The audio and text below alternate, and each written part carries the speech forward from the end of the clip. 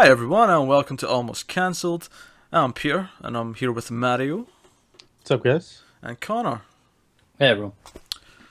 Let's talk about The Man in the High Castle. We're going to talk about episodes 6 through 10, so that's the second half of the season, taking us to a close. Full spoilers then for the full season, because that's what we're talking about. We've seen the whole thing now.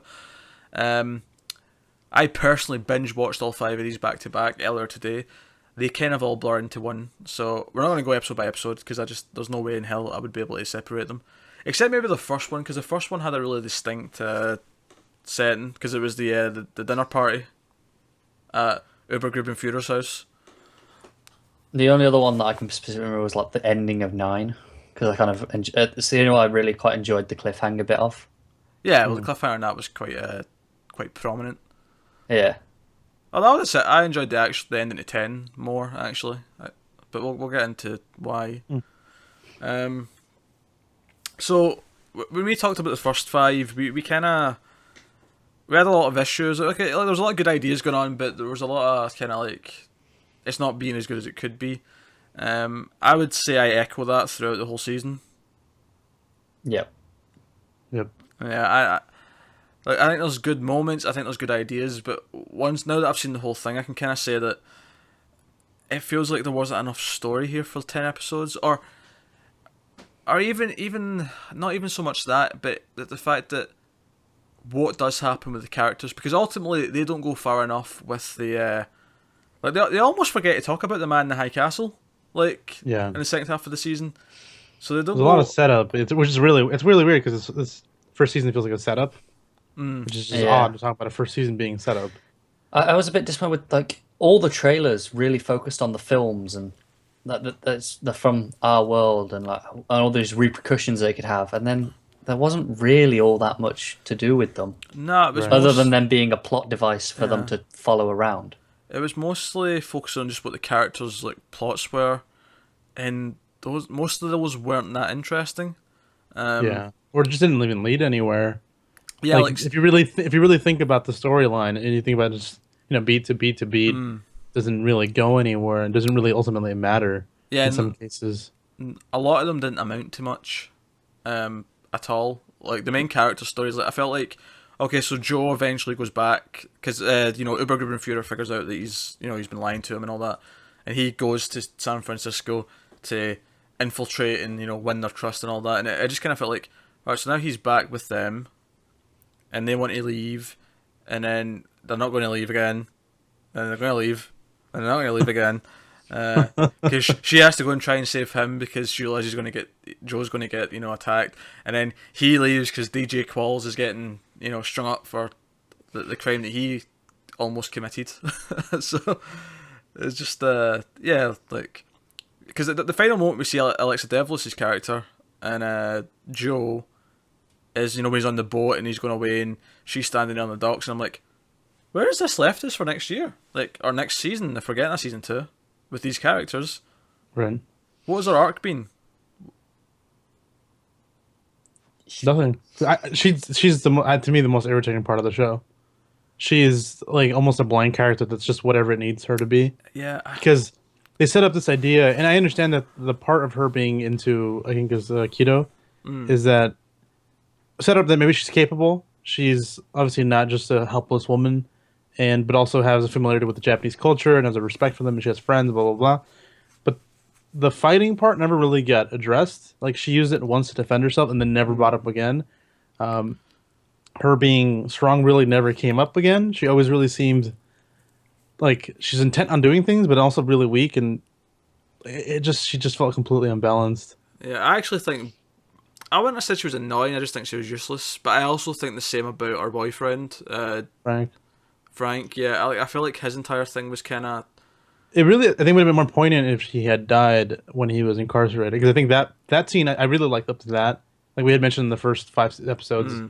If he had died there, I think that would have been more of an impact, and it could have set up more motivation.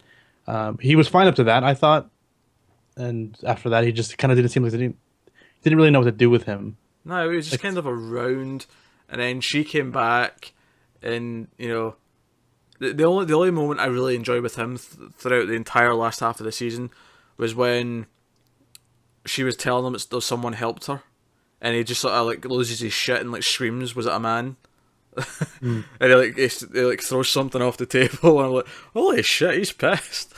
Well, because you saw him be something else besides Yeah, the frightened, kind of quiet guy that always seems thoughtful. yeah, That's the only setting he had, but he finally had some emotion. I like the bits with the antique seller. That his interaction with the whole like, how good are you? I need you to make this thing for me so I can, sell this fake thing for a lot of money to these Japanese couple. Like I didn't think that was too bad with him. But that storyline ended up going nowhere. That was the worst one, I think, that went nowhere. yeah. There was so much that just didn't do anything. Yeah. It was just there. Yeah. Well, even if you think about like what's the point of the season? Like really, what's the point? Where was it going? Where was it leading to? What was the theme of this season? Because I do have positives, and I want to talk about the positives. I mean, we said that Ubergrubenführer was the best character in the first Sean half. Smith. Yeah, Ubergrubenführer. I am sticking to my guns that he is the most interesting character because Easily. Absolutely. that dinner party episode where he's sort of snooping to his old friend, the other guy who eventually is set up to go and assassinate Hitler. Like that was over because see the bit where he's like, "Are you interrogating me?" And there's like this really awkward moment, and then they just both start laughing. And I'm like, that was still uncomfortable. That was really well done. It was good. Yeah. Well, he was also the only character that was really well rounded because you saw him be like ruthless and just be a Nazi, the typical stereotypical like what we think of Nazi. But then at the same time, they humanized them. They added the whole thing with the son, and they show all these scenes where you see him be a human being, and kind of just give you the idea that even though he's a Nazi, he's still a human being. Like he's just a regular person like everybody else. Yeah, that scene where he found out his son had a disease that was going to paralyze him like in a year. Yeah. And he's like, "Oh shit! Like I need to kill my son because that's just the rules of being a Nazi." Like that was really well done. It really humanized him. Almost. This is the weird thing, is that I feel like him, and then to an extent the Japanese trade guy who definitely got more interested in the final. But I feel like they seem to be the more important characters because they have more stuff going on. But Right. The Ubergrubenführer, like his whole thing, when it got to the final and this other like higher up, something Führer, he had a different title that was The actual German one. yeah, the German one who was like plotting to assassinate Hitler because he wanted to take control, presumably. Like I found myself almost hoping that he doesn't. I was hoping that they don't succeed. And I'm like, am I rooting for Hitler? Is that what's happening right now? I'm rooting for Ubergrubenführer. It's funny because in this world, Hitler seems the reasonable one. It does. That's not to say that there's not horrible things going on. He's still making people murder. Oh, sure. They're cripples and shit, but Well, it's just like, you're comparing evil characters.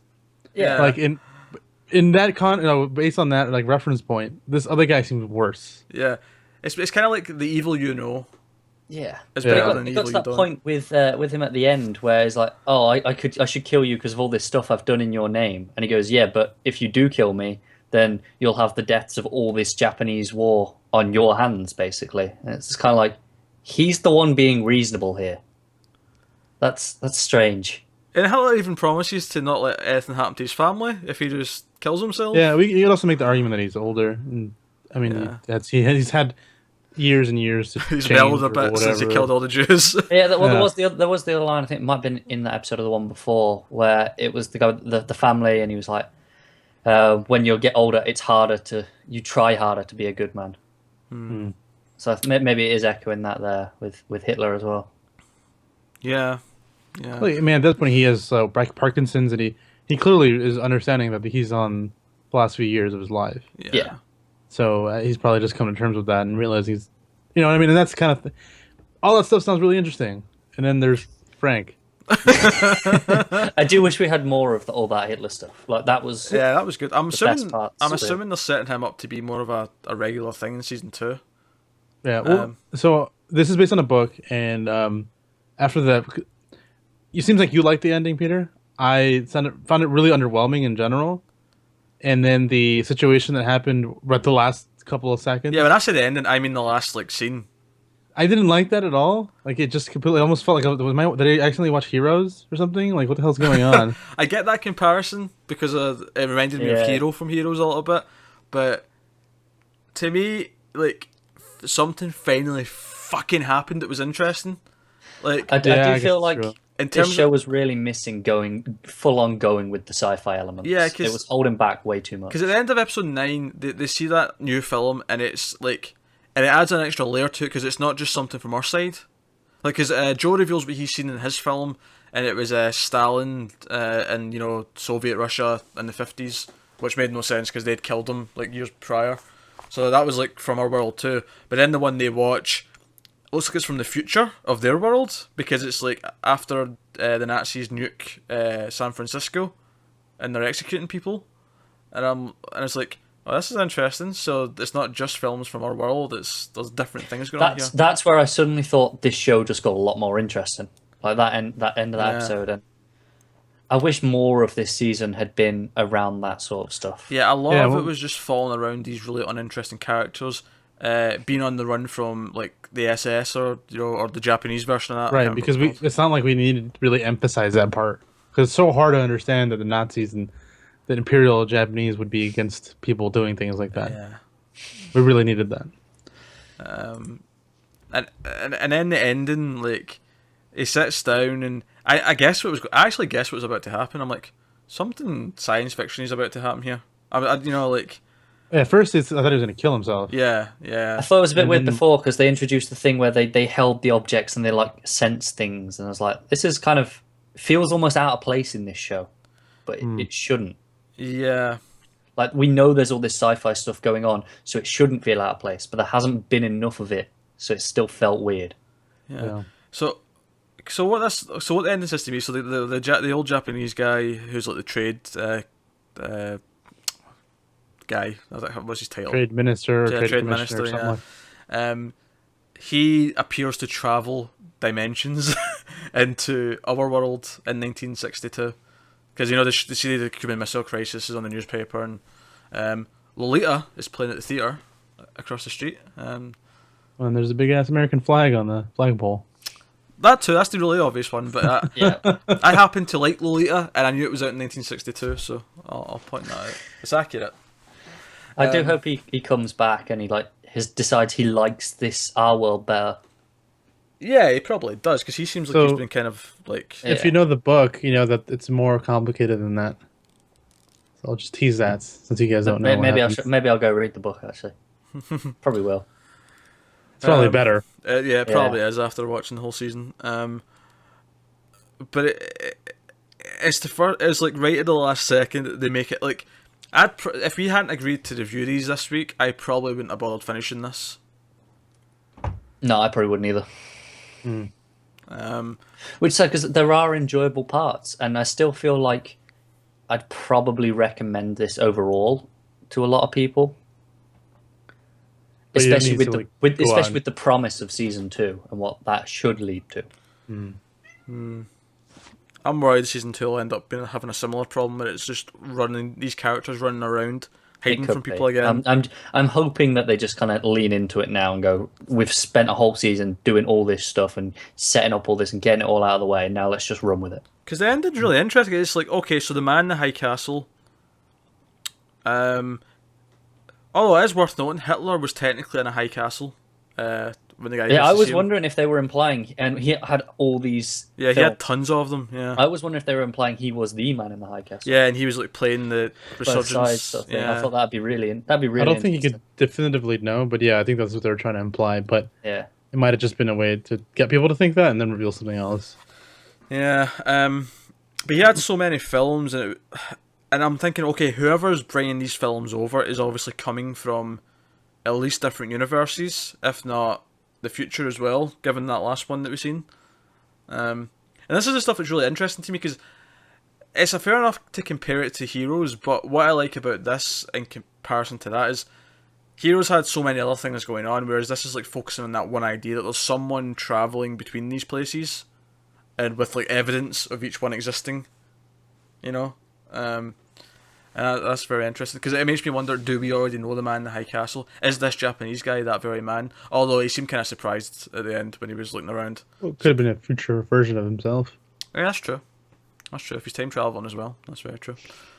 But that was what was really interesting to me, and like a lot of the other stuff just wasn't. Like episodes like I liked the one at the Uber Grubenführer's house, like with the dinner party and all that. That was very good. That was probably the best episode actually overall.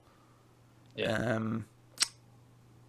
And then when he finds out his son's got the issues, and because you start to sympathise with him, you're not supposed to sympathise with Nazis. Yeah, well, he's just figuring out that there's a plot against him, and he goes to visit the guy that was like his helper, but he kind of goes and talks to him and says, he says, "Thank you, I owe you for my life," and he's like, "No, thank you."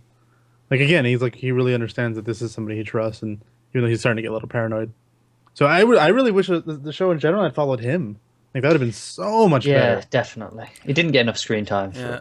I mean, maybe this goes against what the book is, but I almost think I would have enjoyed it more if it followed him, and then he watched one of the films, and then began to doubt his allegiance. Yeah. Right, and it was a bit almost. I hate to, but I'm almost comparing it to Equilibrium, where Christian Bale's character feels feelings for the first time, and then starts to rebel like from the inside against the system. Right. I can almost see it being kind of like that. Like he sees that it's better without the Nazis and all that. I just wish even if not that, like it focused rather than focusing on what's her name and what's his name. I can't remember their names anymore. Rather than focusing on them doing their stuff, I'd have much preferred to focus on him hunting them. Well, and from his perspective more. It's just they focus on the wrong. Like I remembered another thing that I like about Frank's storyline is the part with the Jewish situation where he goes and stays with that other guy and he realizes they still practice their religion, and he has that moment where he kind of feels something different and realizes, I guess, that the world's missing things like this because of their influence, the Nazi influence. Like that stuff is really interesting, but it's more about culture. That's really the big difference. And instead of focusing on these characters, they could have really been anyone. Yeah, actually, I don't know. Also, I thought Joe was kind of a waste of time as well. Like as the season went on, I just didn't care about Joe. Which one was that? That's the undercover Nazi guy that had the hots for her, but obviously... Joe Blake. Yeah. Very interesting. So I hate to say it, but I'm kind of just disappointed. Like, when I seen the trailer for this, I thought, "Oh, this looks really interesting." But it wasn't just that; it was that trailer, and then everybody it's reviewing really well. Yeah, like I saw a lot of people tweeting about it, and people were talking about it, and like binging through it, and like, "Oh, this is so good." IGN gave it like a 9.3 for the season. Jesus, which is insanity, quite frankly. I know. I was in the cinema earlier today, and I saw the trailer for this came on before it, and it was the trailer was showing all the stuff, the reveal at the end of episode 9 with like when they're watching it and like this film's different, and it really gives you the impression that it's all about these films, and it's like these films are really special and what's going on with them, and then there's just so little of them in there that it's just it's not the show I wanted, and not the show I thought I was going to get from the trailers at all. Yeah. It's kind of one of those things where TV's kind of spoiling us at this point with so much good stuff that I watch something like this and it feels like from a time before we had really great TV where there's only so much they can do on TV, so they have to avoid all the interesting stuff. But I don't think that's true anymore. But it feels like that. Even though I'm sure it's expensive doing, because so much of this has to have like CG enhancements in the background to make it look like the 60s and Nazis are everywhere and all that. But nah, I still don't think it was bad. It was just disappointing. Yeah. If I was going to rate it, I mean, probably at 6.5 out of 10. I might be generous to give it a 7, just for some of the ideas and stuff that it had. But he's always more positive than me. Like you should. God damn, Connor. Just wait till you find something I hate, then I'll really hate it. Oh, Mario, where would you place it if you're going to rate it? About the same thing. 6.5 is what I first came to mind. Yeah. Which is to say, it's perfectly watchable, but it's watching 5 episodes of this back to back today really took a toll on me. what's something you watch when it's, I don't know, summer and you've already, watched whatever backlog you wanted to check out, and you're like, fuck, I don't have anything else to watch. Yeah, Check it out. Just watch a couple episodes here and there. but it's a shame because this could have been amazing, like given the premise. I want to say to the people who chose to binge this over Jessica Jones, you were wrong. Even Mario would say that, and Mario was disappointed with Jessica Jones. Yeah. Well, because Jessica was an actual, interesting character that did stuff and had more dimensions in this. Had an arc. Yeah. It had a focus, if nothing else. Had a story. Yeah, see, Mario, this is what happens when they don't focus entirely on Kilgrave. No, you get Daredevil when they don't entirely focus on the villain. Dear. Alright, so I guess that'll wrap up the review then of The Man in the High Castle.